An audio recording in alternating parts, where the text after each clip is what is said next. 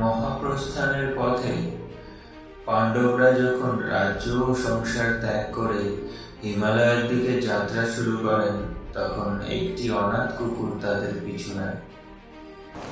কষ্টসাধ্য সেই যাত্রায় একে একে দ্রৌপদী, সহদেব, নকুল, অর্জুন, ভীম নিজেদের মানবীয় দুর্বলতার কারণে পথেই মারা যান। শেষ পর্যন্ত বেঁচে থাকেন কেবল যুধিষ্ঠির আর সেই কুকুরটি। হিমালয়ের শীর্ষে পৌঁছানোর পর দেবরাজ ইন্দ্র রথ নিয়ে উপস্থিত হন।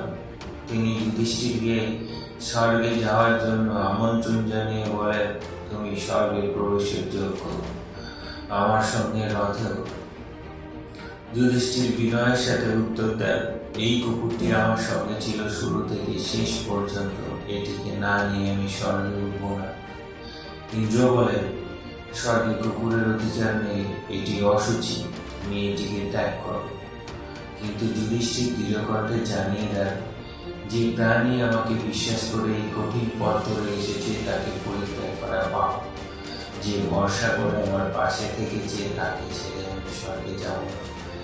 এই কথা শোনার পর সেই কুকুর আসল রূপে প্রকাশিত হয়। সে আর কেউ নয়, ধর্মদেব যুধিষ্ঠিরের পিতা। তিনি কুকুরের ছদ্মবেশে যুধিষ্ঠিরের সত্য, দয়া ও নৈতিকতার পরীক্ষা নিয়েছিলেন। পরীক্ষায় উত্তীর্ণ হওয়ার পর যুধিষ্ঠির সশরীরে স্বর্গে প্রবেশের অধিকার পান।